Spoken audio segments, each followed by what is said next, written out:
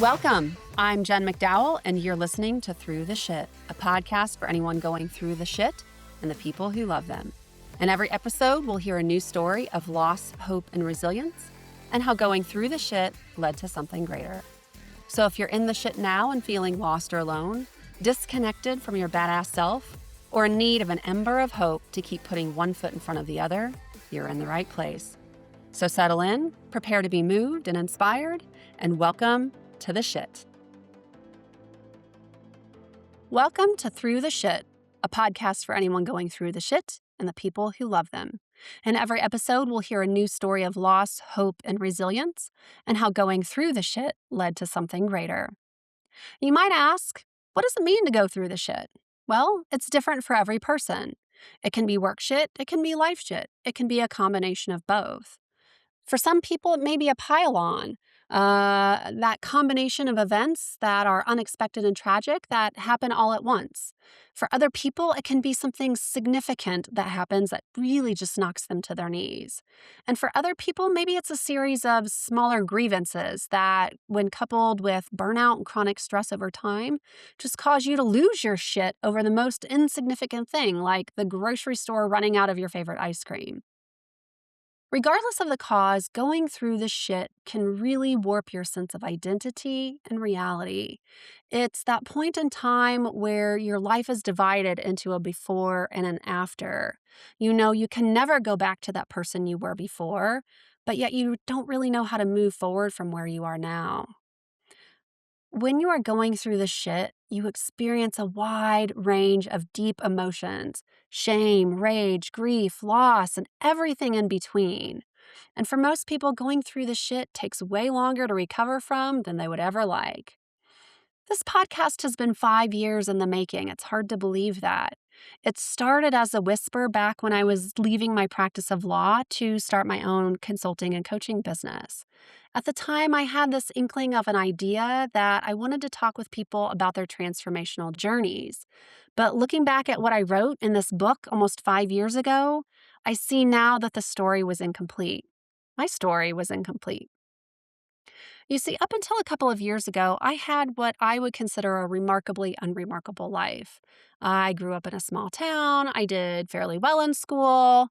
I had an unsexy job after I graduated from law school, but I was successful enough that I was able to put a roof over my head and to care for the people who mattered most to me and to do the fun things in life that I enjoy. That's not to say that I didn't have my own share of difficulties, but up until recently, I found that I could always grind through those things with just time and hard work. That all changed in the summer of 2021 when I experienced a series of life-altering events in rapid succession, and that stripped away every shred of identity that I had, and it fundamentally changed my life. First was the unexpected death of my mom, followed shortly thereafter by the beginning of the end of my marriage, and then the straw that broke the camel's back was the loss of my beloved dog, who was the first real model of unconditional love that I had in my life. Looking back, I actually see that parade of horribles was kind of the center of a shit sandwich that started back in 2020 when I lost my job amidst the pandemic, amidst the Black Lives Matter movement. And then it was sandwiched on the back end in December of 2021 with being hit by a car.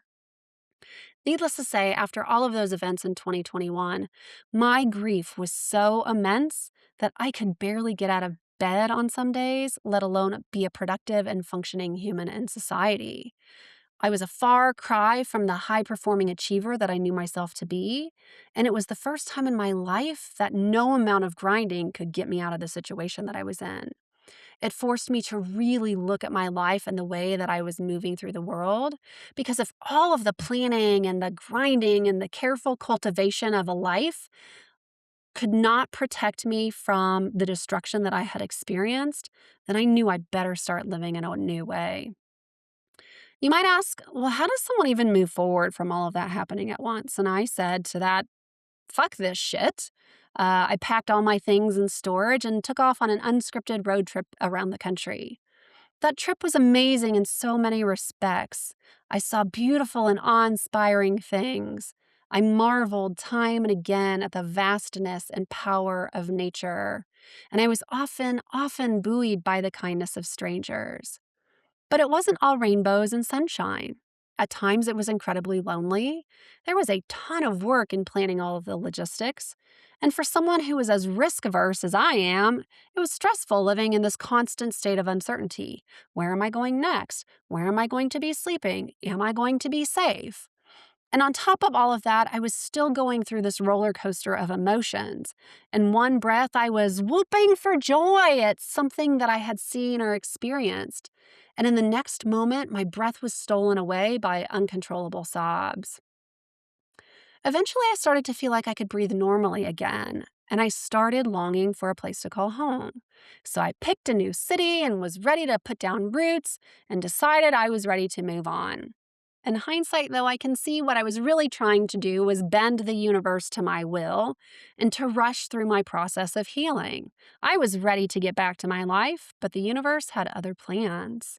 Even though I felt better, I still found myself struggling, almost to the point where I was paralyzed by this new thing that I really couldn't put a finger on. It wasn't the familiar heaviness of grief that had been following me around like a rain cloud for the last year. It was something more insidious, more chaotic, and no amount of talk therapy was making it go away. So I dug deeper and I began exploring different modalities for healing trauma. I knew that I had endured some pretty shitty stuff, but I never really considered it to be trauma. That was reserved for people who were victims of horrible crimes or who had been in awful accidents or who had experienced combat.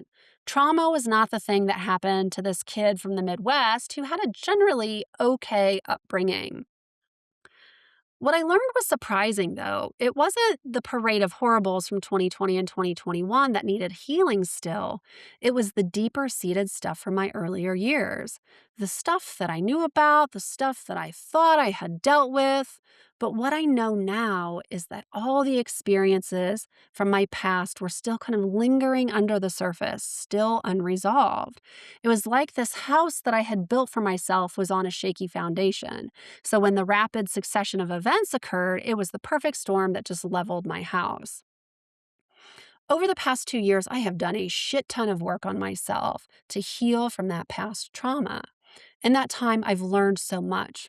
So much about myself, so much about trauma, and why these experiences have affected me in the way that they did. The unexpected gift is that during the same time, I started having conversations with other people who had been through horrible and traumatic transitions of their own. What struck me the most was that each person, myself included, found something positive from their experience, whether it was gratitude or a new awareness or a new way of being or even a shedding of something that was no longer serving them so that they could create space for and step into something new and even better. Well, I can't say that I have a clear and happy ending to my story yet. For the first time in a long time, I feel at home with where I live, and perhaps more importantly, at home with myself. So when I look around and see all the shitty stuff happening in the world, the timing somehow feels right now. And just like this journey started out where the universe stripped everything in a rapid fashion, the universe is now giving very, very quickly. The idea for this podcast sparked just months ago, and in that time, it has gained momentum and traction. It's also brought a sense of ease that I didn't even know I was lacking. So, in every episode, I'm going to invite in someone who's been through the shit to join me, to tell their story of shit and to talk about the lessons they've learned along the way, because there is catharsis in telling our stories. So, what am I hoping to accomplish here? Well, the first thing is I'm hoping to help people feel less alone. Going through the shit can be a really lonely experience, but shitty experiences can also be full of beauty and opportunities for connection if we create the space for those things to come in. That's one of the things I'm most grateful for my own experience, is that it's prepared me to have relationships of a depth and richness that I didn't even know was possible. This experience has also taken me on a great adventure around the world and has given me the opportunity to do things I never even dreamed were possible as a little girl growing up in the Midwest.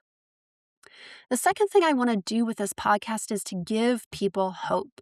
In my darkest days, it was the smallest bit of hope that kept me going. That in spite of how shitty I felt, how hard things were, there was hope that there was something worthwhile on the other side. So if I can be a source of information, if I can be a resource, if I can be a source of hope for someone who's currently in the shit or who has a loved one in the shit, if I can help them tend to their ember of hope, and to encourage them to keep putting one foot in front of the other, then that's time well spent in my book. The last thing that I want to do is model the value of doing the hard work. Prior to my own shit happening, I was afraid. I was afraid to say my deepest, darkest secrets out loud. I was afraid to look my past square in the eye.